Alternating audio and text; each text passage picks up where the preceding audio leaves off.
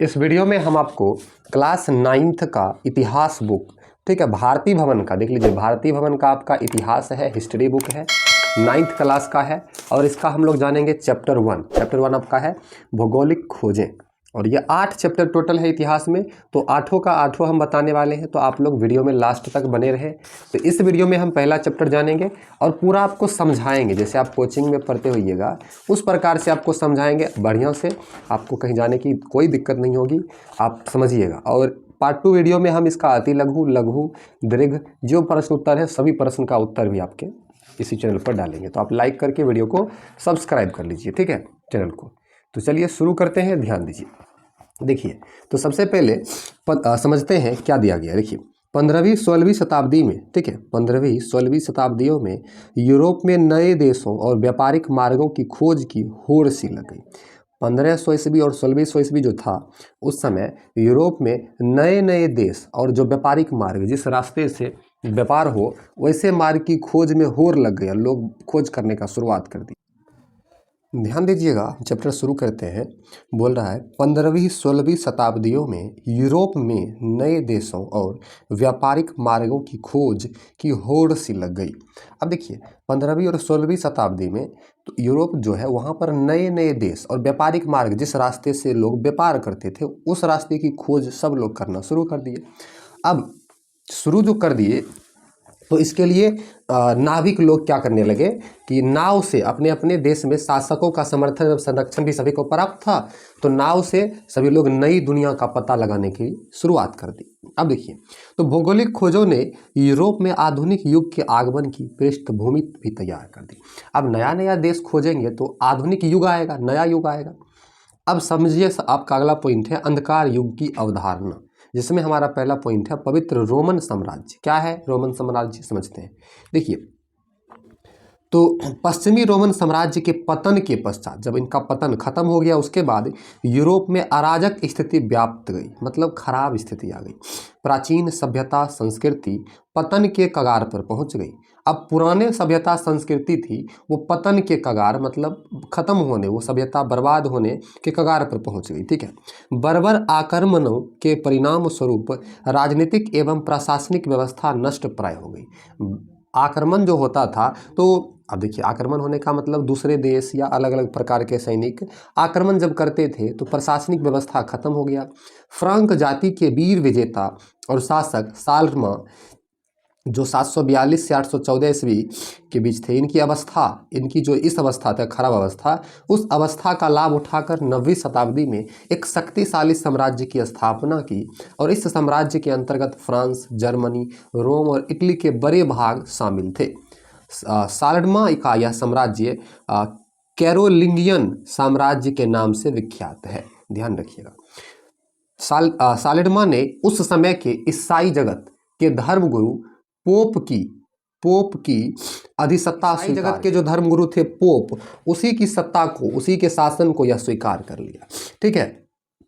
अब ध्यान दीजिए, तो इससे प्रसन्न होकर पोप लियो तृतीय ने क्रिसमस दिवस 800 ईस्वी को, क्रिसमस दिवस के दिन, सालेनमा को सम्राट के रूप में मान्यता दे दिया, इनको सम्राट बना दिया, उसे राज मुकुट प्रदान किया। इस घटना के बाद कैरोलिंगियन साम्राज्य पवित्र रोमन साम्राज्य के रूप में विख्यात हुआ। अब कैरोलिंगियन साम्राज्य जो है पवित्र रोमन सम्राट के नाम से विख्यात हुआ। देखिए, 814 ईस्वी में सालरमा की मृत्यु के बाद, इनकी मृत्यु 814 में हो गया, उसका साम्राज्य छिन्न भिन्न होने लगा, मतलब अब मर गए तो टूटने लगा।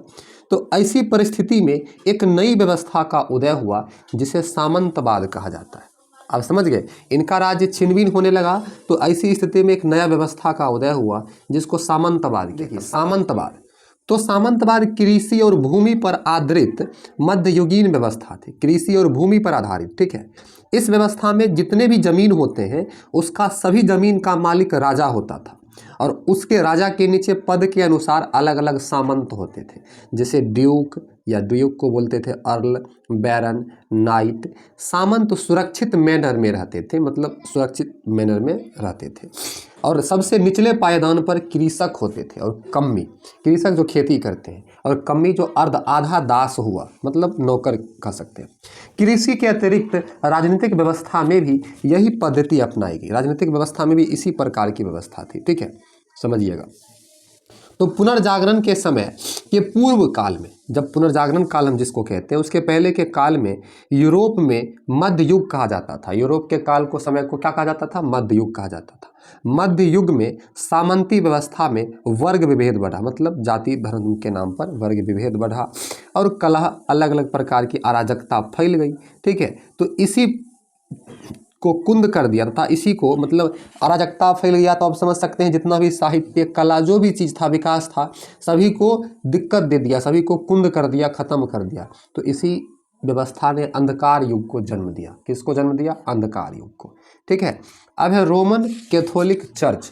देखिए, लगभग 2000 वर्ष पहले रोम के सम्राट ऑगस्टस सीजर के शासनकाल में, लगभग 2000 वर्ष पहले रोम के सम्राट ऑगस्टस सीजर के शासनकाल में जुरिया के बेथलहेम नामक नगर में, जुरिया के बेथलहेम नामक नगर में जीसस क्राइस्ट ने एक नए धर्म का उपदेश दिया, नए धर्म का उपदेश दिया। और कालांतर में यह धर्म ईसाई धर्म के नाम से विख्यात हुआ। तो ईसाई धर्म के नाम के, जो ईसाई धर्म जिस नाम से विख्यात हुआ, तो कौन यहाँ पर उपदेश दिए थे? तो जीसस दिए थे उपदेश, और यही थोड़ा सा ध्यान दीजिएगा तो बहुत सारा चीज़ आपको समझने को मिलेगा। ठीक है, अब देखिए, अपने उदार और सर्वग्राही उपदेशों के कारण, उदार मतलब जो सभी को मानते हैं, इनको सब वर्ग, सभी वर्ग इनको अच्छा लगता था। ठीक है, तो शीघ्र ही ये व्यापक बन गए, मतलब सभी लोगों के बीच ये फैल गए।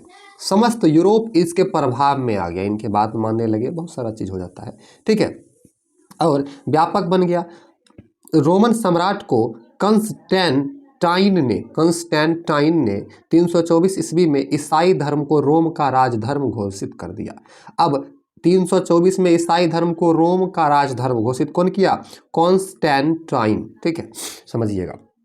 अब आगे, इस समय से ईसाई धर्म का तेजी से विस्तार हुआ। अब ये बन गया राजधर्म, तो राजधर्म बन गया तो इसका विस्तार तेजी से हुआ। और धर्म के प्रचार के साथ ही इसकी संगठनात्मक व्यवस्था, क्योंकि सब धर्म के नाम पर एक हो जाते थे, तो संगठन भी मजबूत हुआ। रोम में रोमन कैथोलिक चर्च का केंद्र स्थापित हुआ। ठीक है, और वहाँ का पोप जो शासक होता था, समस्त ईसाई जगत का धर्म गुरु बन गया। समस्त जितना भी ईसाई धर्म है उसका धर्म गुरु बन गया वहाँ का। देखिए, अंधकार युग में व्यापार वाणिज्य की प्रगति अवरुद्ध हो गया, व्यापार दिक्कत होने लगा, व्यापार वाणिज्य। और एशिया और यूरोप में व्यापार होता था, तो विश्व का एक बड़ा भाग अमेरिका, अफ्रीका, ये सब अज्ञात था, लोगों को पता नहीं था कि अमेरिका भी है, अफ्रीका भी है। भौगोलिक जानकारी की कमी के कारण व्यापार सीमित था, अपने देश के अंदर ही लोग व्यापार करते थे। और समुद्र यात्रा खतरनाक और कष्टप्रद थी। अब अभी तो इतना व्यवस्था उस समय था नहीं, इसीलिए खतरनाक था, लोग मर भी जाते थे। कंपास का आविष्कार उस समय नहीं हुआ था, तो समुद्र में भटक जाने का डर बना रहता था। और पृथ्वी को चपटी, मतलब सब लोग मानते थे कि पृथ्वी चपटी है, और यही डर सताता था कि अगर समुद्र में अधिक दूर जाएंगे तो पृथ्वी के किनारा में, कोना में गिरकर अनंत में विलीन हो जाएंगे, मतलब मर जाएंगे। इसीलिए कोई वहाँ पर जल्दी समुद्र यात्रा करने नहीं जाता था। ठीक है, ध्यान दीजिएगा। देखिए, बोल रहा 15वीं 16वीं शताब्दी के यूरोप में मध्य युग का अंत और आधुनिक युग का प्रादुर्भाव हुआ। 15वीं 16वीं शताब्दी में क्या हुआ? मध्य युग खत्म हुआ और आधुनिक युग का उत्पत्ति हुआ, आधुनिक युग आ गया। ठीक है, आधुनिक युग को लाने में अनेक तत्वों का योगदान था, जैसे सामंतवाद का पतन, राष्ट्रीय राज्य का उदय, शक्तिशाली व्यापारी वर्ग एवं मध्यम वर्ग का उदय, नए नगरों एवं विश्वविद्यालयों की स्थापना एवं विकास। परंतु आधुनिक युग के प्रादुर्भाव, आधुनिक युग जो उत्पन्न हुआ, उसमें सबसे अधिक इसका महत्वपूर्ण योगदान था पुनर्जागरण और धर्म सुधार आंदोलन का। ठीक है, पुनर्जागरण और धर्म सुधार आंदोलन का ध्यान दीजिएगा। पुनर्जागरण अथवा रीनेसां, पुनर्जागरण को क्या बोलते हैं? रीनेसां का ऐतिहासिक संदर्भ में इसका अर्थ होता है बौद्धिक जागरण। क्या होता है? बौद्धिक जागरण। और इसका आरंभ 15वीं शताब्दी में 1453 कस्तुनतुनिया के पतन से माना जाता है। कस्तुनतुनिया का पतन 1453 में, ठीक है, इसी समय हुआ था। अब देखिए, कुस्तुनतुनिया बीजेंटाइन साम्राज्य अथवा पूर्वी रोमन साम्राज्य की राजधानी थी। क्या थी? राजधानी थी, समझिएगा। कुस्तुनतुनिया के पतन के अतिरिक्त अन्य अनेक कारणों का भी पुनर्जागरण में योगदान था।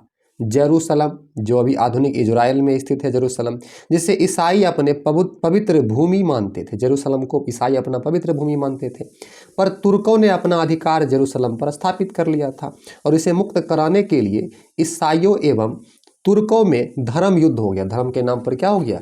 युद्ध हो गया। अब देखिए, पराजित होकर यूरोप वासियों की कूपमंडुकता में परिवर्तन आया और नई मानसिकता विकसित हुई। कूपमंडुकता मतलब किसी सोच पर पड़े रहना, दिमाग में होता है ना, भर जाता है।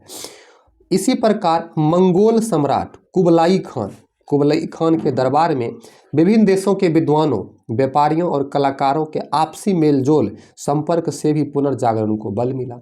इसी समय पांडित्य पंथ के स्थान पर तर्कवाद का विकास हुआ। जैसे पंडित जी पहले कोई बात बोलते थे ना कि ऐसे होता है, ये होता है, लोग मान लेते थे, और अब उसके बाद जो है तर्कवाद। अब लोग कोई बात मानने से पहले पूछते थे कि कैसे हुआ, क्या कारण है, ऐसे कैसे हो गया, मतलब तर्क देना। अभी कहिएगा रात होता है क्योंकि भगवान आंख बंद कर लिया, तो पहले लोग ये बात मान लेता, लेकिन अब ये बात नहीं मानेगा, अब तर्क देना पड़ेगा। छाप खाना, जहाँ पर पेपर अखबार या जो भी चीज़, मुद्रण कला के आविष्कार ने भी पुनर्जागरण के प्रसार में सहायता की। तो ये सबसे पुनर्जागरण और विस्तार हुआ। पुनर्जागरण काल का एक तरह से कहिएगा हेल्प मिला पुनर्जागरण काल में। पुनर्जागरण ने यूरोप को अंधकार युग से बाहर निकालने आधुनिक युग में पहुंचा दिया। पुनर्जागरण ने यूरोप को अंधकार युग से बाहर निकालकर कहाँ पहुंचा दिया? आधुनिक युग में पहुंचा दिया। ठीक है। अब देखिए, धर्म सुधार। इसी प्रकार धर्म सुधार का भी व्यापक प्रभाव पड़ा। इसने कट्टरपंथ को समाप्त कर, कट्टरपंथ होता है ना कि कोई कारण, बिना कारण कोई चीज़ मानता है, ठीक है, यही होगा, हाँ होगा, अर जाता, आर्यल कह सकते हैं। तर्कवाद और स्वतंत्र चिंतन की भावना का विकास किया कि तर्क से कोई बात बोलिए, स्वतंत्र रूप से आप सोचिए, क्योंकि अगर आप किसी का फैन है तो आप उसके बारे में गलत नहीं सोचिएगा, लेकिन अगर आप स्वतंत्र होकर सोचते हैं तो गलत सही सब आपको समझ में आएगा। तो पोप का प्रभाव कमजोर पड़ने से राजाओं की शक्ति बढ़ गई तथा राष्ट्रीय राज्यों का उत्कर्ष हुआ एवं राष्ट्रीयता की भावना बढ़ी। राष्ट्र के नाम पर लोग एक हुए।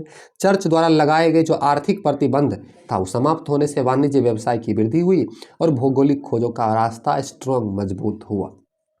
देखिए, यूरोपवासी सदैव पूर्व के साथ व्यापारिक संबंध करना चाहते थे, ठीक है। अब जिससे पूर्वी एवं पश्चिमी जगत का, ठीक है, व्यापारिक और सांस्कृतिक संपर्क बढ़ गया, एक दूसरे से संपर्क में आए। नए जलमार्गों की खोज से, ठीक है, भारत और रोमन साम्राज्य के बीच व्यापार का विकास हुआ, क्योंकि नए नए मार्ग के खोज से विकास बढ़ता था। 1453 में कुस्तुनतुनिया के पतन के बाद इस दिशा में और अधिक प्रगति हुई। कुस्तुनतुनिया का पतन कब हुआ? 1453 पूछा जाता है, ठीक है, ध्यान दीजिएगा। देखिए, अरबी, चीनी और भारतीय यात्रियों तथा पोलिनेशियन और माइक्रोनेशियन जो नाविक थे ने महासागर की यात्रा की थी। 11वीं शताब्दी में ही नॉर्वे के जलद शिवायु ने उत्तरी अमेरिका तक पहुंचने में सफलता प्राप्त की थी। 1415 में ही पुर्तगालियों ने अफ्रीका के तट पर स्थित स्यूटा पर अधिकार कर लिया। अफ्रीका स्यूटा पर कब अधिकार किया पुर्तगालियों? अफ्रीका के स्यूटा पर 1415 में, ठीक है। और 1434 में पुर्तगालियों ने बोजाडोर अंतरीप जो अफ्रीका के पश्चिमी तट पर स्थित था वहां पर अपना व्यापारिक केंद्र स्थापित किया, मतलब वहां से व्यापार करेंगे। तो यहाँ देखिए, इस प्रकार से इतिहास में घटनाएं होती है।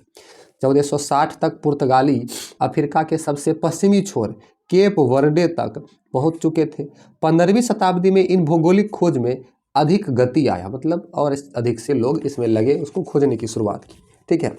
तो नए नए वैज्ञानिक आविष्कार का भी योगदान रहा, जैसे गैलीलियो का दूरबीन जो आविष्कार किए गैलीलियो।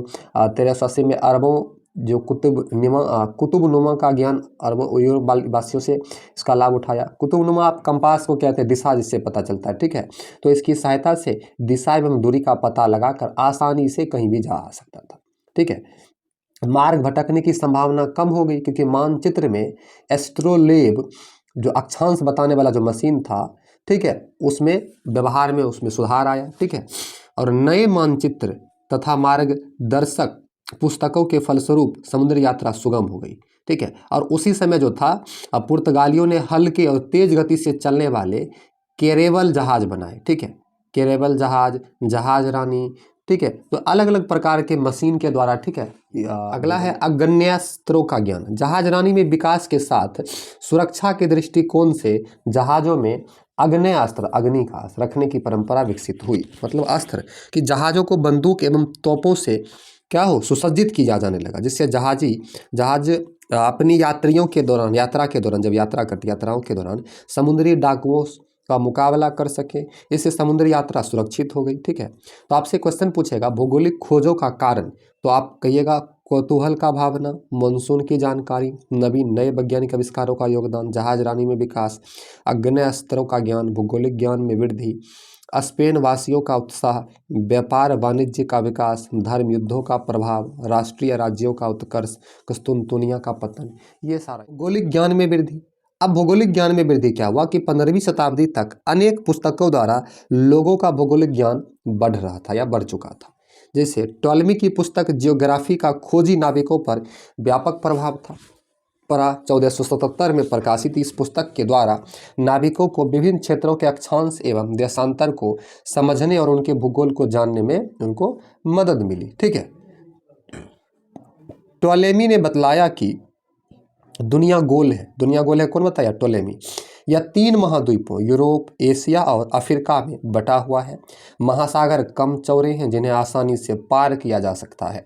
इस जानकारी से भौगोलिक खोजों को प्रेरणा मिली, लोग खोज के लिए आगे बढ़ने लगे, इसी को प्रेरणा मिलना कहते हैं, ठीक है। इसके पहले ही 1410 में कार्डिनल पियर डिएली, ठीक है, नाम है, ने यूनानी, लैटिन और अरबी स्रोत के आधार पर इमगो मुंडी नामक पुस्तक प्रकाशित किया।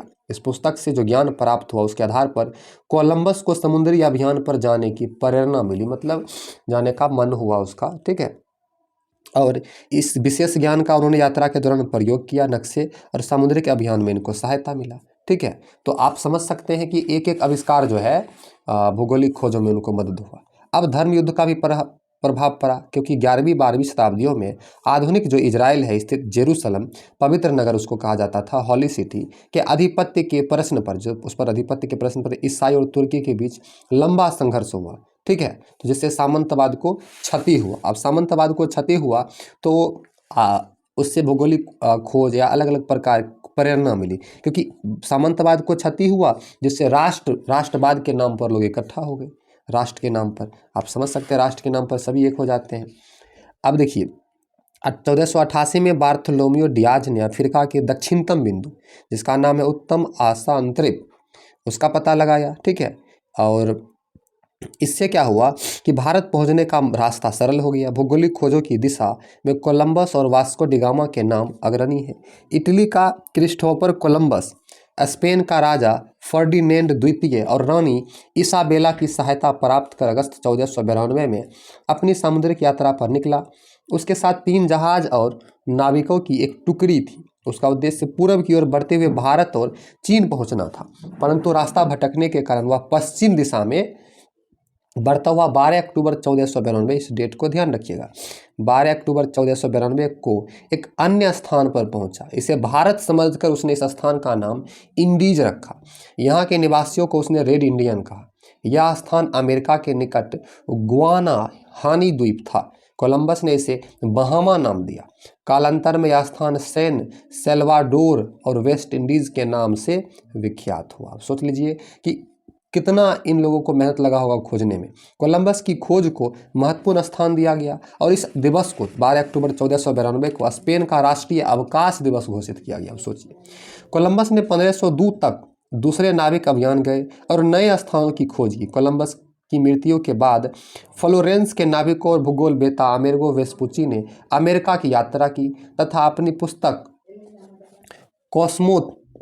कॉस्मोस्ट्रफिए इंट्रोडक्टियो में इसका विवरण दिया। उसी के नाम पर नई दुनिया का नामकरण अमेरिका हुआ, ठीक है। कोलंबस के नाम पर दक्षिण अमेरिका के पश्चिम उत्तर भाग का एक छोटा क्षेत्र कोलंबिया कहलाया। कोलंबस के नाम पर वह क्षेत्र था। अमेरिका या नई दुनिया की खोज इटली की महत्वपूर्ण उपलब्धि थी, क्योंकि देखिए व्यापार बढ़ जाता है, महत्वपूर्ण उपलब्धि थी। अमेरिकी महाद्वीप को नई दुनिया इसलिए कहा गया क्योंकि कोलंबस की यात्रा के पहले यूरोप वालों को इसका ज्ञान नहीं था। इससे यूरोप और अमेरिका के बीच समुद्री यात्रा को बढ़ावा मिला, ठीक है। अब देखिए अब आगे समझिएगा कि पूरब की दिशा में सबसे अधिक महत्वपूर्ण खोज वास्को डी गामा ने की थी। वह एक पुर्तगाली था। वास्को डी गामा क्या थे? पुर्तगाली थे। उत्तर महासागरीय और हिंद महासागर होते हुए 20 मई 1498, ध्यान रखिएगा 20 मई 1498 को वह भारत के मालाबार जो केरल में है तट पर स्थित कालीकट बंदरगाह पर पहुंचा। दक्षिण अफ्रीका में एक भारतीय व्यापारी अब्दुल मजीद उसे भारत पहुंचने का मार्ग सुझाया था। अब्दुल मजीद, ठीक है, ध्यान रखिएगा। कालीकट के राजा जमोरीन ने उसका स्वागत करते हुए, कालीकट के राजा कौन थे? जमोरीन, करते हुए उसे व्यापारिक सुविधाएं प्रदान की। वास्को डी गामा की खोज से भारत और यूरोप का व्यापारिक संबंध बढ़ा। 15वीं एवं 16वीं शताब्दियों में अन्य स्थानों की भी खोज की गई। ठीक है, कि कैबरल नामक एक पुर्तगाली जहाजी ने ब्राजील का पता लगाया। 1519 से 21 में मैगलन ने जहाज से पूरे विश्व की यात्रा की। पूरे विश्व की यात्रा कौन किया? मैगलन ने किया। कैप्टन कुक ने ऑस्ट्रेलिया एवं न्यूजीलैंड के द्वीपों की खोज की। सर जॉन और सेबास्टियन कैवेट ने न्यू फाउंडलैंड द्वीपों का पता लगाया। इन भौगोलिक खोजों से समस्त विश्व की जानकारी यूरोप को हो गई। इसका लाभ उठाकर यूरोप ने व्यापार, वाणिज्य एवं उपनिवेशवाद का विकास किया। ठीक है, अब देखिए कुछ पॉइंट्स हैं, आगे ध्यान दीजिएगा कि भौगोलिक खोजों के परिणाम। तो इसका परिणाम था व्यापार वाणिज्य का विकास, मुद्रा व्यवस्था का विकास, व्यापारिक नगरों का उत्कर्ष, नई व्यापारिक शक्तियों का उदय, बैंकिंग व्यवस्था का विकास, बहुमूल्य धातुओं का आयात, वाणिज्यवाद का विकास, उपनिवेशवाद का विकास। ठीक है, ईसाई धर्म एवं पश्चिमी सभ्यता का प्रचार, दास व्यापार, व्यापारिक माल के स्वरूप में परिवर्तन, भौगोलिक ज्ञान में वृद्धि, प्रचलित जो भ्रांति था, लोगों में भ्रम था, उसका अंत, और भी बहुत सारे परिणाम नाम उसका हुआ। ठीक है, 15वीं एवं 16वीं शताब्दियों में फ्लोरेंस की मेडिसी परिवार की बैंकिंग अथवा महाजनी के प्रमुख भूमिका था। जनेवा और अन्य नगरों में बैंकों की स्थापना की गई।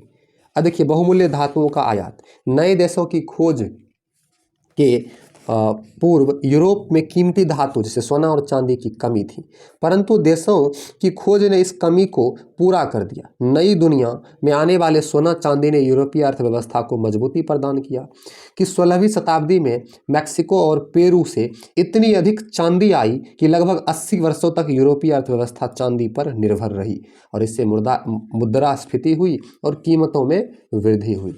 ध्यान दीजिएगा, भारत में 1498 में पुर्तगाली, 1600 में अंग्रेज, 1602 में डच और 1664 में फ्रांसीसियों आए।